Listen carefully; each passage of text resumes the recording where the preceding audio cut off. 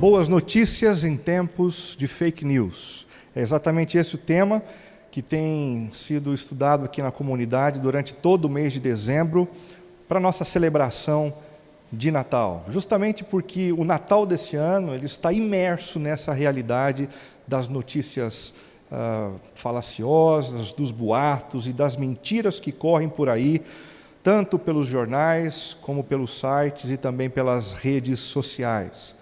Para a gente perceber o quanto isso ainda continua vivo e forte, há 4 dias atrás, um premiado jornalista alemão chamado Klaus Relotius foi demitido da revista Der Spiegel por fabricar fake news.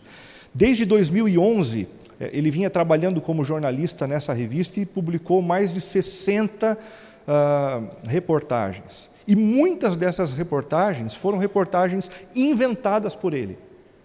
Reportagens que ele manipulou, depoimentos que ele inventou, personagens que ele tirou da cabeça dele simplesmente para tornar as suas histórias mais interessantes e mais palatáveis. Essas histórias criadas eram das mais diversas. Ele falou sobre um detento de Guantánamo que fora preso por engano, tudo inventado, tudo criado. Ele contou a história de uma criança capturada pelo Estado Islâmico, tudo inventado, tudo fake news, e também uma história sobre uma americana que participava como testemunha de execuções de presos no corredor da morte. Que coisa, né? Alguém profissional, alguém bastante reconhecido no seu ambiente profissional fazer uma bobagem dessa. Quando os coordenadores dessa revista se aproximaram dele e perguntaram assim: por que você fez esse tipo de coisa? Por que uma bobagem tão grande? Ele disse, definitivamente, não foi motivado pelo desejo de ter sucesso, mas foi motivado pelo medo de ter fracasso. Em meio a tantas notícias falaciosas, o nosso coração vive assim, bastante receoso de ouvir boas notícias e de depositar nelas a nossa confiança. É como se as boas notícias não pudessem ser verdades. A gente sempre duvida. Notícia ruim parece que a gente acolhe com mais facilidade, mas por conta das fake news, as boas a gente tem dificuldade. Uma maneira mais saudável de reagirmos às fake news é checando as fontes daquilo que tem chegado até nós, a fim de discernirmos a verdade do engano.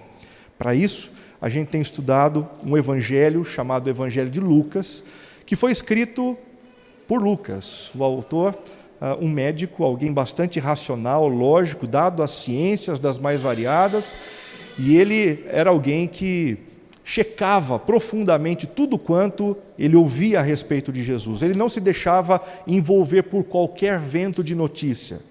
Ele ouvia os depoentes primários, aqueles que estiveram com Jesus, aqueles que participaram do ensino de Jesus, aqueles que foram alvos da cura de Jesus, de curas de Jesus e assim por diante. A primeira boa notícia que a gente viu do texto de Lucas foi a notícia de uma estéril que foi curada. Seu nome era Isabel, uma mulher que sofria desse problema e que foi curada por Deus porque Deus tinha um plano, usar o filho dela, João Batista, como aquele que pavimentaria o caminho da chegada do Messias. No segundo domingo nós conversamos sobre a boa notícia da virgem que ficou grávida, algo bastante espantoso, mas que também foi alvo das investigações mais profundas do médico Lucas. E nós vimos nessa mensagem como Deus foi sábio em trazer o seu filho Jesus ao mundo dessa forma, porque assim, nascendo de uma virgem, ele seria 100% humano, gerado a partir de uma mulher, mas 100% divino, sem ter se corrompido com o DNA pecaminoso dos nossos primeiros pais. Na terceira mensagem nós conversamos sobre a boa notícia do menino que nasceu para salvar. E nós vimos que por trás do episódio do nascimento de Jesus havia a mão do nosso Deus providente, do nosso Deus misericordioso, conduzindo a história para nos salvar.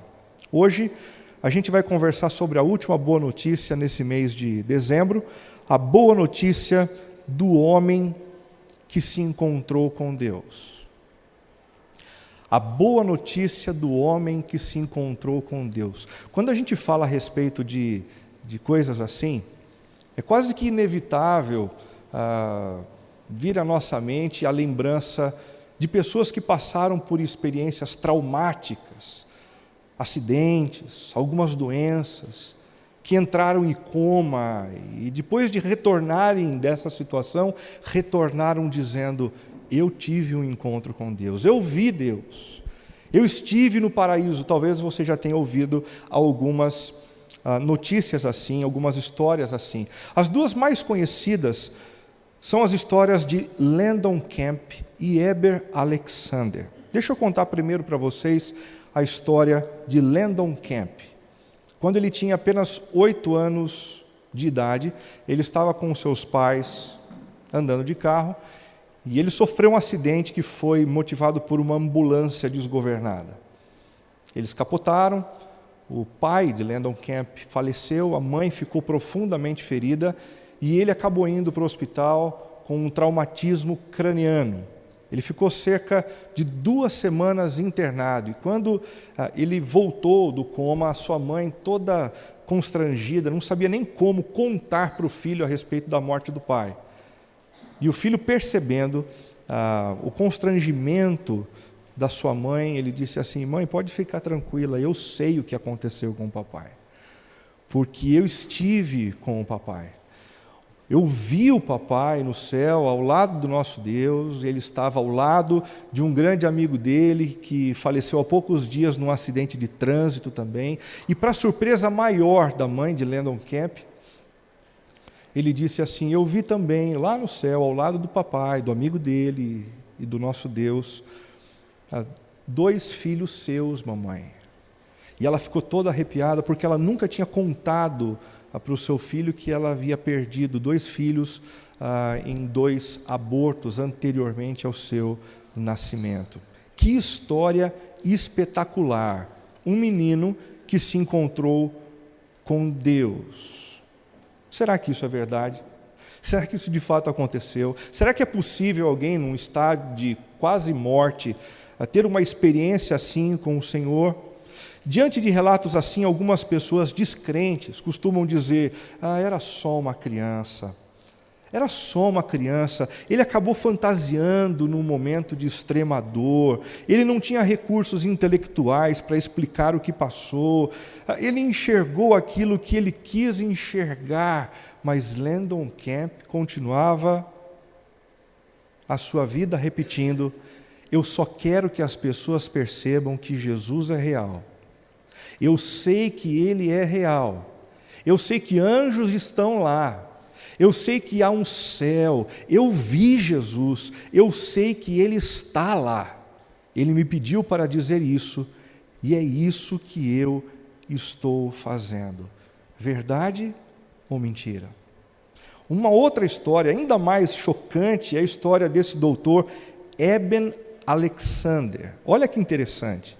O doutor Eben é um neurocirurgião norte-americano formado em medicina pela Universidade de Duke, nos Estados Unidos, na década de 80.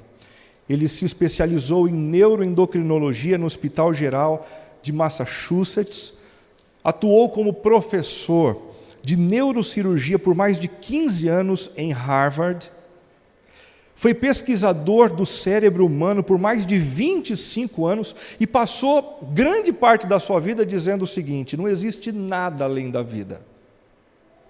Quando a gente morre, acaba. Quando os nossos olhos se fecham, a gente perdeu tudo o que existia. Ele vivia oferecendo explicações científicas para as pessoas que passavam por uma experiência de EQM, experiências de quase morte. É um problema que acontece assim no cérebro, é um problema que acontece assim no cérebro, assado, nunca crendo em alguma coisa além disso. Até que um dia ele contraiu uma forma rara de meningite e foi hospitalizado com fortes dores de cabeça. Rapidamente ele entrou em coma e os médicos disseram à família que ele tinha pouquíssimas chances de sobreviver.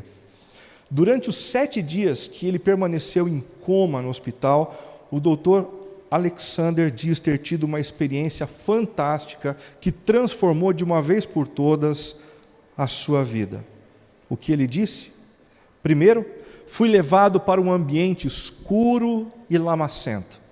Em seguida, cheguei a um lugar bonito e tranquilo, um vale extenso, muito verde, cheio de flores e violetas.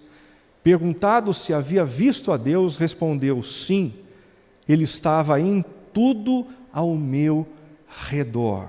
Um médico muito estudado, alguém que trabalhava com EQM e que dava explicações lógicas para dizer que não existia nada entre a vida humana e o pós-morte. Mas depois de uma experiência, ele muda completamente de opinião. Diante dos seus relatos, alguns ainda dizem: isso não é possível. O que ele teve, na verdade, foi uma descompensação no seu cérebro. O cérebro do doutor pregou uma peça nele. Essas coisas definitivamente não existem. Existem ou não? Fato ou fake news?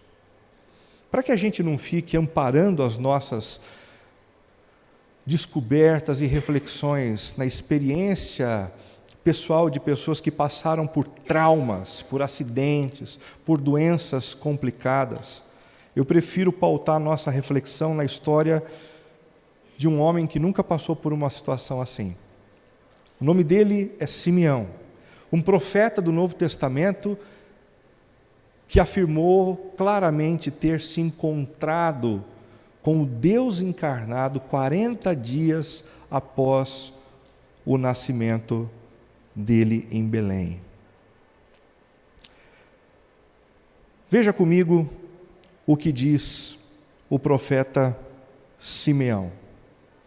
Naquela época vivia em Jerusalém um homem chamado Simeão. Ele era justo e devoto e esperava ansiosamente pela restauração de Israel. O Espírito Santo estava sobre ele e lhe havia revelado que ele não morreria enquanto não visse o Cristo enviado pelo Senhor. Nesse dia, o Espírito o conduziu ao templo. Assim, quando Maria e José chegaram para apresentar o menino Jesus ao Senhor, como a lei exigia, Simeão tomou a criança nos braços e louvou a Deus, dizendo: soberano Deus, agora podes levar em paz o teu servo. Como prometeste, vi a tua salvação que preparaste para todos os povos. Ele é uma luz de revelação às nações e é a glória do teu povo Israel.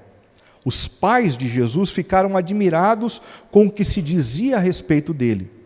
Então Simeão os abençoou e disse a Maria, a mãe do bebê: este menino está destinado a provocar a queda de muitos em Israel, mas também a ascensão de tantos outros. Foi enviado como sinal de Deus, mas muitos resistirão a ele.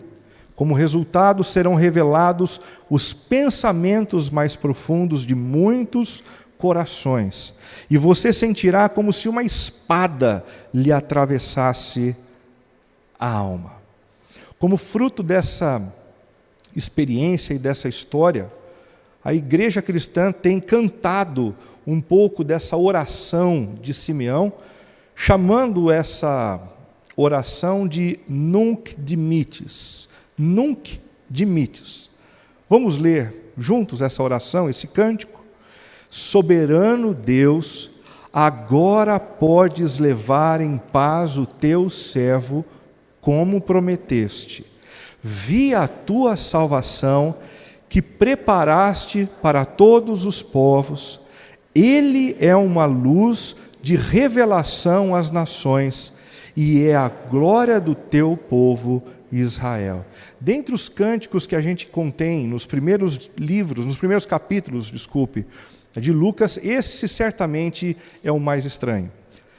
O mais estranho, sabe por quê? Porque, em primeiro lugar, ele foi entoado efusivamente 40 dias após o nascimento de Jesus. Depois do grande dia, depois daquilo que aconteceu de maneira tão maravilhosa e extraordinária dentro de uma estrebaria, dentro de um lugar bastante simples. Depois que a estrela já havia deixado de brilhar com a sua intensidade, depois que os magos e os pastores haviam passado e ido embora, depois que Jesus já havia passado pela circuncisão ao 8º dia, essa história aconteceu 40 dias depois, por ocasião da sua apresentação no templo, conforme prescrito na lei de Deus, assim como acontecia com toda a criança naquele tempo. Isso nos leva a ponderar no fato de que o Natal não é meramente uma festa que a gente deve celebrar num dia e esquecer dele no restante dos outros dias do ano, mas que o Natal é uma realidade que pode e deve ser experimentada por nós todos os dias do ano. Basta que a gente acolha Jesus dentro do nosso coração como o Senhor e o Salvador das nossas vidas. Em segundo lugar, esse cântico, Nunc Dimittis, é bastante curioso e estranho, porque ele consiste numa declaração, a declaração de um homem que se considera pronto para morrer. Nunc Dimittis significa literalmente, despede-me agora. Despede-me agora. Eu já estou pronto. Eu já vi o que eu precisava ver nessa vida. Não existe mais nada que me prenda por aqui. Eu não tenho mais medo de morrer. Despede o teu servo agora. Eu estou pronto.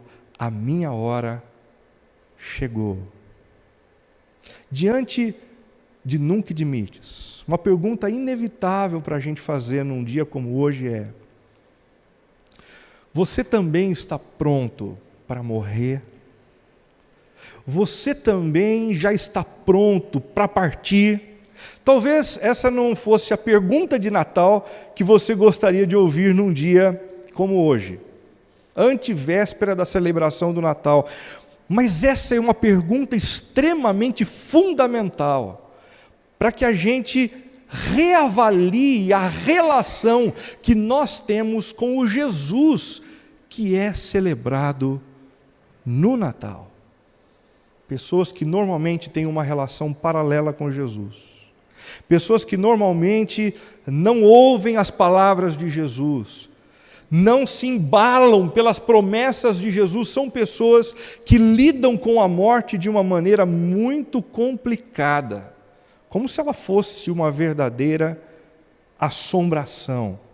Por medo da morte, alguns de nós vivemos tremendamente ansiosos, com medo de dormir, porque a gente não sabe se depois do nosso sono a gente vai acordar. Já teve essa sensação? Alguns morrendo de medo de entrar num avião, porque e se um avião cair? Sem considerar o fato de que existem mais acidentes de carro do que de avião. E com medo, com pavor de ficarem doentes. Muita gente vive ansiosa pela simples possibilidade de pensar na morte que pela frente há de vir. Por medo da morte também alguns têm vivido desesperados no presente, tentando satisfazer todos os seus desejos, todas as suas vontades, porque se eu vou morrer, eu preciso aproveitar o que eu tenho, e o que eu tenho é o dia de hoje. Desespero. E aí, essas pessoas comem demais, bebem demais, deitam com inúmeras pessoas para terem prazer, simplesmente porque não sabem lidar bem com a morte que está por vir. Por medo da morte, alguns também deixam de viver e aproveitar os seus dias. É o que eu disse para vocês há um tempo atrás, que acontecia com a minha avó. Minha avó ficou uns 15 anos dizendo: eu vou morrer, viu? Eu vou morrer, estou morrendo. 15 anos dizendo isso. Ao invés de aproveitar o tempo que Deus ia concedendo a ela. Só existe um tipo de pessoa, que consegue orar como Simeão, dizendo: despede agora o teu servo. Só um tipo de pessoa. O tipo de pessoa que viveu bem e o tipo de pessoa que encontrou o que tinha que encontrar na vida. Se a gente viver bem, e se a gente encontrar aquilo que a gente precisa encontrar na vida, a gente chega diante da morte mais tranquilo. Sem melindres, sem amarguras, sem ressentimentos, e a gente encara melhor a possibilidade de encarar essa realidade que nos é tão apavorante. Por isso, nós podemos dizer que a história de Simeão contém as lições para viver e morrer bem. A vida de Simeão contém as lições que a gente precisa para viver e morrer bem. Que lições são essas? A primeira lição ensinada por Simeão para viver e morrer bem é: guarde o seu coração. Guarde o seu coração.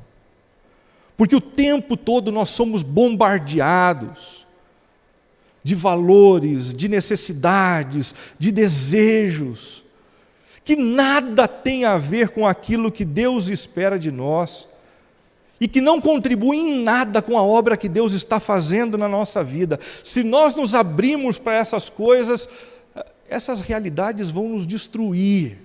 Elas vão acabar com o que há de mais precioso dentro de nós. Portanto, a dica das Escrituras hoje para a gente é: se você quer viver e morrer bem, guarde o seu coração. O versículo 25 nos ensina como. Simeão era justo e devoto e esperava ansiosamente pela restauração de Israel. Se eu quero guardar o meu coração, eu preciso aprender a viver como um justo, eu preciso aprender a viver como um verdadeiro devoto, e eu preciso viver cultivando a esperança na restauração ou na consolação que Deus há de realizar. Que tal a gente aprofundar um pouquinho mais nisso? Sendo justo.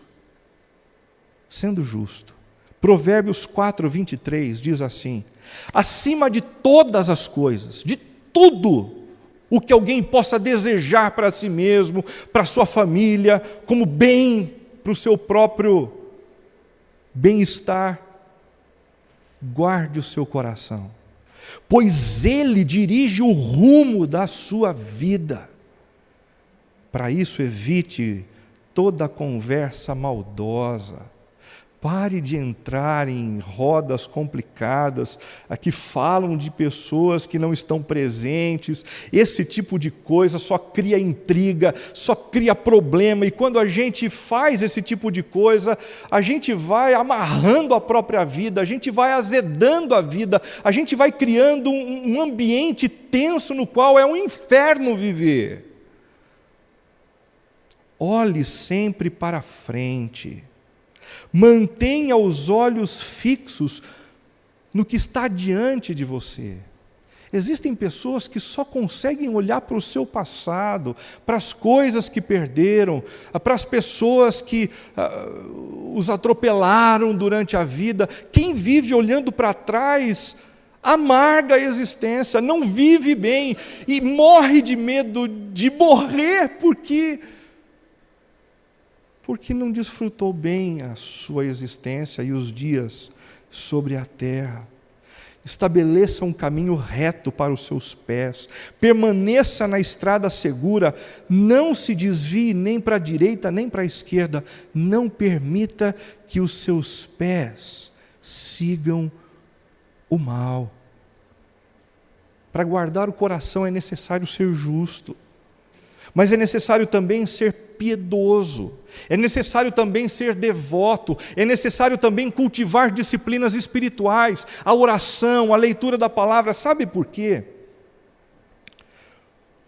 Porque essas coisas elas acabam tornando o nosso coração mais sensível, mais mole. Quando a gente se desenvolve na justiça, há uma tendência da gente se tornar mais duro, mais intransigente. Mas quando a gente busca a justiça ao lado das disciplinas espirituais, da piedade, da devoção, nós juntamos dois elementos que são fundamentais para a gente viver bem: justiça, verdade e sensibilidade, amor pelas pessoas que estão ao nosso redor. A gente também guarda o coração à medida em que a gente mantém a esperança na consolação. Essa coisa da gente se desesperar por conta das circunstâncias da vida, como isso rouba o nosso prazer, como isso azeda a nossa existência. Essa história de esperar na restauração ou na consolação de Israel prometida por Deus, é uma expressão que foi extraída de Isaías 57, de 17 a 19. Dá só uma olhadinha. Por causa da cobiça do meu povo, fiquei furioso e os castiguei. Afastei-me deles, mas continuaram a seguir seu caminho obstinado. Tenho visto o que fazem, mas ainda assim irei curá-los. Eu percebi o jeitão que vocês estavam vivendo, e eu precisei me mover na direção de vocês de maneira dura, para que vocês não fossem longe demais. E eu sei que vocês estão sofrendo por conta do peso da minha mão. Mas o Senhor diz: ainda assim, eu irei curá-los. Ainda assim, eu irei curá-los. Eu os guiarei, consolarei os que choram. Percebe a expressão? Consolarei os que choram, porei em seus lábios palavras de louvor. Que eles tenham muita paz, tanto os que estão perto como os que estão longe, diz o Senhor que os cura. Uma boa notícia de Natal para a gente é que a gente pode cultivar a esperança. Porque se hoje a gente está passando por momentos difíceis, se hoje nos sobram motivos para derramar lágrimas, para chorar, para prantear, o Senhor nos promete o seu consolo. As nossas lágrimas não vão cair direto no chão, Ele estará por perto, Ele estará sempre ao nosso lado. Guarde o seu coração do pessimismo, guarde o seu coração da licenciosidade, guarde o seu coração da falta de sensibilidade, porque guardar o coração é fundamental para quem quer viver e morrer bem. A segunda dica de Simeão sobre viver e morrer bem é: abra os seus ouvidos. Abra os seus ouvidos. Curiosamente, o tempo vai passando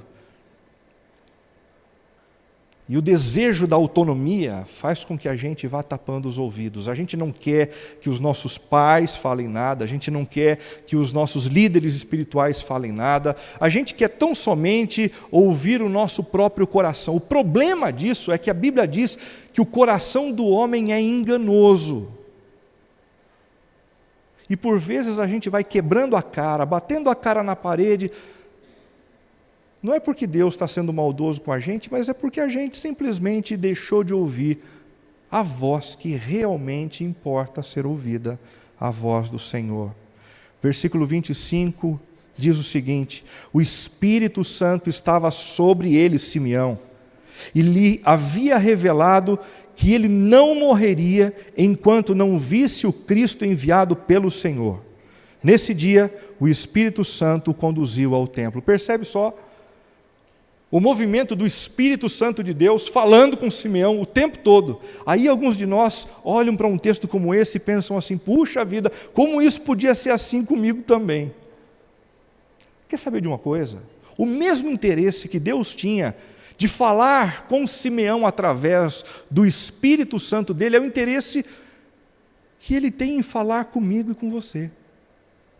O problema não é a disposição de Deus em falar, mas é a nossa incapacidade de parar para ouvir, porque nós estamos imersos em muitas vozes. Nós estamos imersos em vozes do nosso próprio coração, em desejos, em expectativas, em ansiedades, que às vezes sufocam a voz do Espírito Santo de Deus, que anda falando ao nosso coração. Nesse texto, Deus falou pelo menos 3 vezes a Simeão. No versículo 25, ele ouviu que o Espírito Santo estava sobre ele. Gente, que notícia maravilhosa de se ouvir. O Espírito Santo está sobre mim.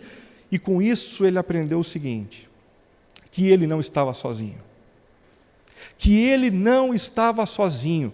Ele está na velhice, está chegando na terceira idade, muito provavelmente passando por uma situação onde não era visto, querido, admirado e convidado por muita gente naquele tempo.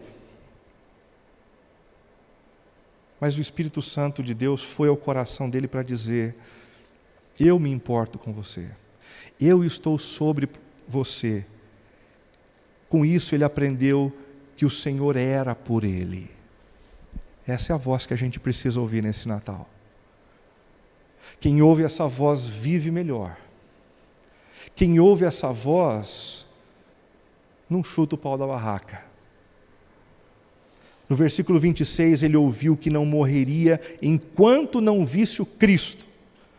Você, Simeão, não vai morrer enquanto os teus olhos não contemplarem o Filho de Deus. Com isso, ele aprendeu o seguinte, que o propósito da vida dele era se encontrar com Cristo. Não, o propósito dele não era trabalhar como profeta simplesmente.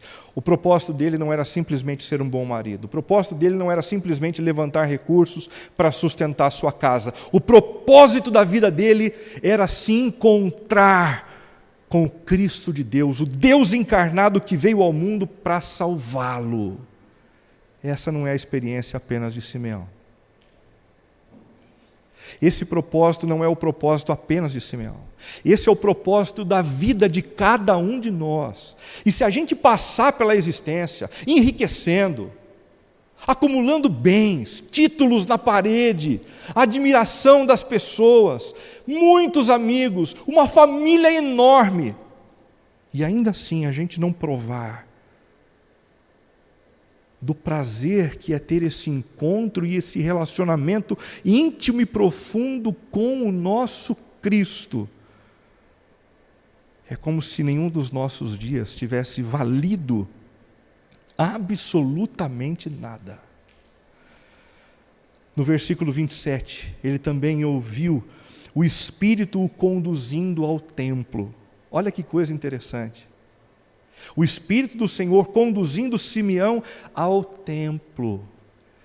Simeão foi alguém que aprendeu a se dobrar a essa voz para o cultivo da sua espiritualidade.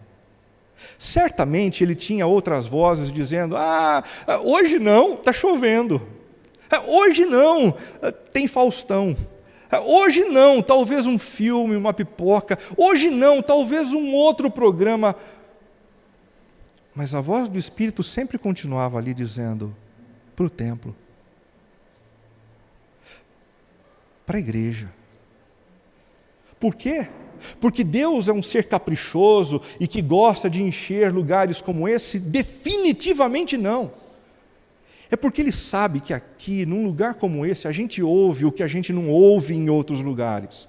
A gente silencia o nosso interior como a gente não silencia em outros lugares. E a gente tem a chance de redimensionar a vida que a gente não tem de redimensionar em outros lugares. Ele aprendeu que o Senhor era por ele, que o propósito da vida era se encontrar com Jesus e que era importante se deixar conduzir pela voz do Espírito ao templo. Abra os seus ouvidos. abra os seus ouvidos se é que você quer viver e morrer bem. Cuidado com quem você ouve. Ouvir acriticamente os gurus do mundo contemporâneo, do mundo corporativo, pode fazer de você um workaholic. Alguns de vocês fazem parte do mundo corporativo, trabalham em empresas, precisam se inteirar, precisam ler revistas, materiais interessantes, precisam cursar pós-graduação, MBA na área, mas cuidado para não ser engolido pelo mesmo Deus que algumas dessas pessoas foram tragados. O Deus do amor ao dinheiro, do trabalho sem fim. Ouça de maneira crítica. Ouvir acriticamente os gurus da beleza física pode fazer de você uma pessoa fútil. Tem gente que só consegue ler essas revistas da ilha de não sei do que, do outro lugar que faz com que as pessoas tenham um corpo perfeito, e é isso o tempo todo, e só isso. Não tem nenhum problema de você cuidar do seu corpo, ele é o templo do Espírito Santo, isso é bom. Mas se você só vive nessa realidade, imerso nessas conversas, você pode gradativamente se tornar uma pessoa fútil, que por mais bonita que você seja por fora, bastam 15 minutos conversando com você para perceber que você é feia ou feio por dentro. Ouvir acriticamente os gurus da felicidade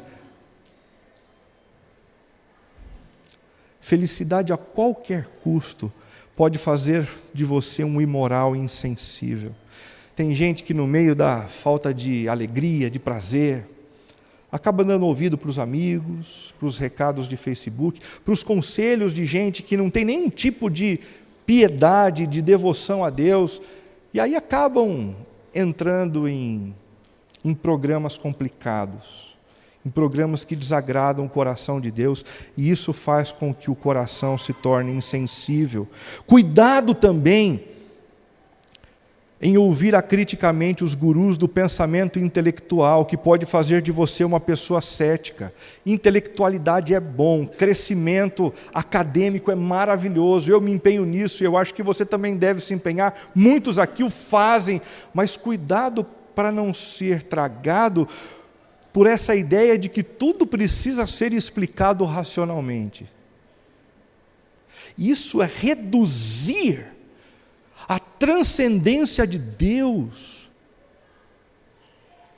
ao tamanho insignificante da minha própria compreensão. É um absurdo. Cuidado também em ouvir acriticamente os gurus das ciências políticas, porque isso pode fazer de você um idólatra. Há um tempo atrás, conversando com o Michael Gorin, um missiólogo que tem sido muito importante para a minha vida, ele disse algo que eu não esqueço mais. Idolatria não é apenas dinheiro, idolatria não é apenas apego aos bens, idolatria pode ser também o nosso apego às ideologias políticas. Quando elas começam a funcionar como fator de divisão entre eu e os meus irmãos, entre eu e as pessoas que estão comigo, isso é um péssimo sinal. Isso é sinal de que elas ocuparam um lugar no nosso coração que não deveriam. Cuidado também em ouvir acriticamente os gurus da filosofia social, porque eles podem fazer de você um humanista sem transcendência. Você já reparou, né? Existem muitos desses cientistas sociais que são como pastores hoje em dia. Eles falam sobre todos os assuntos na internet, nas redes sociais, cobram caríssimo pelas suas palestras, mas eles só não falam a respeito de uma coisa: da necessidade que eu e você temos de nos encontrarmos com Deus. Da necessidade que eu e você temos de encontrarmos com Deus para termos a plenitude que o nosso coração tanto almeja. Cuidado para não vir demais e acriticamente a ponto de se tornarem humanistas sem transcendência. Se nós queremos viver e morrer bem, é preciso guardar o coração. é preciso abrir os ouvidos. E é preciso também fixar os olhos no lugar certo. Fixar os olhos no lugar certo é o que a gente aprende com a história de Simeão. Simeão tomou a criança nos braços e louvou a Deus, dizendo: soberano Deus, agora podes levar em paz o teu servo, como prometeste, pois eu vi a tua salvação. Enquanto eu fixo os meus olhos no dinheiro, é impossível viver bem, e é impossível lidar bem com a possibilidade da morte. Primeiramente porque se eu amo o dinheiro e eu fixo os meus olhos nisso, eu fico ansioso por ter mais e manter aquilo que eu já conquistei. E eu morro de medo de partir porque eu não posso levar absolutamente nada desse dinheiro comigo. O mesmo acontece com os nossos bens. Eu nunca me satisfaço com o que eu tenho, então logo eu fico ansioso para ter mais e mais, e preocupado em não perder aquilo que eu já acumulei, e com medo de morrer porque eu não posso levar comigo aquilo que eu produzi e juntei ao longo da minha existência. Também não fixe os seus olhos demais nas pessoas que estão ao seu redor. Porque pessoas que fixam demais os olhos nas pessoas ao redor começam a viver como se elas fossem os grandes responsáveis pelo sustento dos outros. Aí eu não consigo partir. Eu não consigo pensar na possibilidade de ir embora, porque o que é que vai ser da minha esposa? O que vai ser do meu marido? O que vai ser dos meus irmãos? O que vai ser dos meus netos? O que vai ser? Como se nós fôssemos os Messias deles. E nós não somos. Por isso nós precisamos fixar os olhos nas promessas de Deus. E somente quando nós fixamos os olhos em Deus é que podemos viver e morrer em paz. Simeão tomou a criança nos braços e louvou a Deus, dizendo: soberano Deus, agora podes levar em paz o teu servo. É interessantíssimo o que o apóstolo Paulo diz em Romanos 8:38, ampliando a nossa percepção a respeito da importância de fixarmos os olhos em Cristo. Estou convencido de que nem morte, nem vida, nem anjos, nem demônios, nem o que existe hoje, nem o que virá no futuro, nem poderes, nem altura, nem profundidade, nada em toda a criação jamais poderá nos separar do amor de Deus revelado em Cristo Jesus, nosso Senhor. Nada pode nos separar, nem mesmo a morte. Nem mesmo a morte. Muitos de nós lemos esse texto e passamos por essa notícia de maneira desapercebida. A gente não precisa temer nem mesmo a morte, porque nem mesmo ela é capaz de nos separar do amor de Cristo. A vida continua. A vida continua quando os nossos olhos se fecham. E eu não preciso ter o registro da experiência de algumas pessoas que passaram pela quase morte para poder crer nisso. Basta o testemunho da palavra dizendo que é assim que acontece. A vida não termina aqui. A morte não pode nos separar do amor de Deus que está em Cristo Jesus. É exatamente por isso que o apóstolo Paulo começou a lidar com a vida e com a morte de uma maneira que, cá entre nós, foi uma maneira tremendamente surpreendente, impactante. Olha só em Filipenses 1, 21 a 24. Pois para mim, o viver é Cristo. Pois para mim o viver é Cristo. Para o apóstolo Paulo não é tanto problema essa história de morrer, porque ele está dizendo o seguinte: eu já morri em vida. Eu já morri em vida para os meus desejos, eu já morri em vida para as minhas grandes expectativas, para os meus sonhos extraordinários, fabulosos, para poder viver em vida a vida de Jesus, Para mim, o viver é Cristo, e o morrer é lucro. Mas se continuar vivo, eu posso trabalhar e produzir para Cristo. Na verdade, eu não sei o que escolher. Eu estou dividido, viu, gente? É o que diz Paulo. Eu estou dividido entre os dois desejos. Eu quero partir e estar com Cristo, morrer, o que me seria muitíssimo melhor. Contudo, por causa de vocês, é mais importante que eu continue a viver. Gente, quem vive bem, lida com a morte dessa forma. Não como se ela fosse um leão bravio, prestes a nos tragar, mas como ela na verdade é. Um gatinho,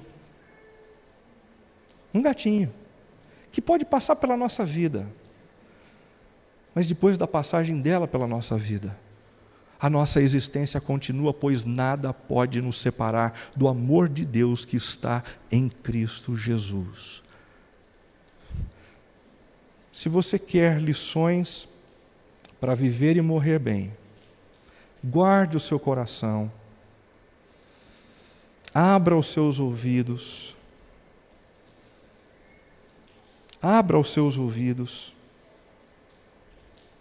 fixe os seus olhos no lugar certo e, por fim, use os seus lábios da maneira correta e adequada.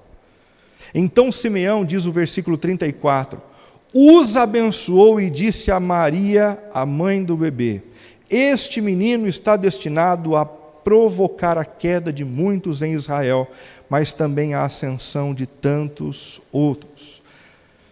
Simeão usou bem os seus lábios durante a vida, e isso foi fundamental para ele ter paz, para ele não ter senso de culpa, para ele não ter a sensação de que ficaram demandas no passado. E como é que ele usava os seus lábios? Primeiramente, para louvar a Deus. No versículo 29, ele diz de maneira efusiva: soberano Deus. O que ele está fazendo aqui é apresentar um elogio para o Criador. Apocalipse, capítulo 5, diz que o Cordeiro é digno de receber o nosso louvor. A palavra eulogia, que significa literalmente do grego elogio. O nosso Deus é tão bondoso, Ele é tão grande, Ele é tão forte, Ele é tão supremo, que Ele requer de nós, pela sua natureza e também pelo seu agir, que nós o elogiemos. Isso faz bem para a gente. Isso faz bem para a gente. Todas as vezes que a gente engrandece o nome de Deus com elogios e com louvor, a gente toma consciência de que a gente não está sozinho, e de que o Deus que segura as nossas vidas em suas mãos é um Deus poderoso, um Deus que não nos abandona, um Deus que tem misericórdia, que está sempre ao nosso lado. Como elogiar o Senhor é importante. Em segundo lugar, Simeão usava os seus lábios para abençoar os outros. Para abençoar os outros. Quem aprende a louvar a Deus e a tecer elogios para o Senhor, gradativamente vai fazendo isso com muita naturalidade. A gente aprende a agradecer os outros. A gente aprende a dizer para os outros: olha, como a sua vida é importante para mim. Como o seu serviço tem me feito bem. E a gente vai eliminando as palavras duras, as palavras rancorosas e cheias de amargor, porque a gente não usa essas palavras quando a gente conversa com Deus. E por fim, Simeão usava os seus lábios para anunciar o Evangelho. Ele diz no final desse texto algo que parece ser bastante estarrecedor para Maria e para José. Maria, por causa dele, Jesus, você sentirá como se uma espada lhe atravessasse a alma. O que Simeão está tentando dizer? Ele está tentando trazer à memória de Maria o fato de que o seu filho é o Cristo, o enviado de Deus, e que o Cristo, o enviado de Deus ao mundo, que nasceu em Belém, nasceu não apenas para apresentar uma boa notícia e uma mensagem acolhedora. Ele nasceu também para levar sobre si os nossos pecados e morrer numa cruz. E ele está dizendo para Maria, quando você enxergar isso, você vai ao mesmo tempo celebrar o perdão de Jesus sobre a sua vida, o perdão de Jesus sobre toda a humanidade, mas isso lhe será como uma espada sobre o coração. Simeão está lembrando Maria do Evangelho de Jesus. Existem muitas pessoas próximas a nós que não conseguem viver bem e que vivem apavoradas com a possibilidade de um dia encontrarem a morte. Mas se nós nos aproximarmos dessas pessoas, e se nós anunciarmos o Evangelho de Jesus gradativamente, esse medo, essa ansiedade vai perdendo o seu tamanho e vai dando lugar a uma experiência mais estável, a uma experiência mais tranquila e mais repleta de paz, que nos ajuda a desfrutar a vida com mais tranquilidade. Resumindo, por que Simeão estava pronto para morrer? Porque ele foi capaz de dizer: despede-me agora, nunc dimittis. Primeiramente porque ele viveu bem. Ele foi justo, piedoso. Ele manteve a esperança sempre vigorosa dentro do seu coração. Ele abriu os seus ouvidos para a voz do Espírito, ele fixou os seus olhos aonde ele tinha que fixar. Ele usou bem os seus lábios, ele viveu bem. E é exatamente aqui que alguns de nós travamos. Porque a gente chega à convicção de que a gente não viveu como Simeão. Isso é possível. É possível que a gente chegue num momento como esse com a convicção de que a gente não viveu bem. E por isso a gente teme a morte. Mas mesmo assim é possível curar esse sentimento e lidar melhor com a possibilidade da morte cruzar o nosso caminho. Simeão também estava pronto para morrer porque ele encontrou o seu Salvador. Muito embora fosse justo, ele tinha os seus erros e os seus pecados. Muito embora ele fosse devoto e piedoso, certamente, em alguns momentos, ele acabou ouvindo a voz que ele não deveria ouvir. E para tudo isso, ele tinha um Salvador. Jesus de Nazaré, que veio ao mundo para morrer no nosso lugar e nos purificar de toda a injustiça. Se a gente quer morrer bem, a gente precisa viver bem e a gente precisa encontrar o Salvador. Se você não viveu bem, fique tranquilo, basta que você encontre o Salvador. Basta que você cumpra com o propósito maior da sua existência, acolher nos braços o Deus encarnado que veio ao mundo para dizer que está ao nosso lado, pronto para nos resgatar e nos reconectar com o Pai. Concluindo, não permita que o Natal de Jesus, Natal de 2018, se resuma a uma festa de final de ano. Natal não é uma festa de final de ano. Compreenda-o como uma oportunidade renovada de acolher o Salvador dentro de você.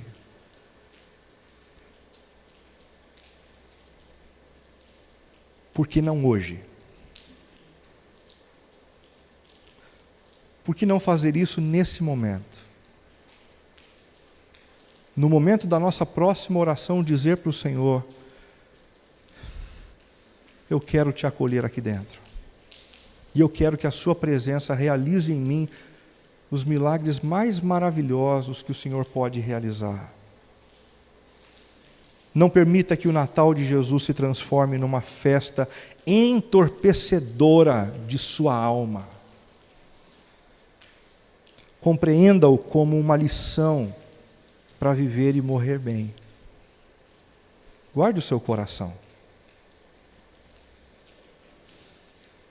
Abra os seus ouvidos.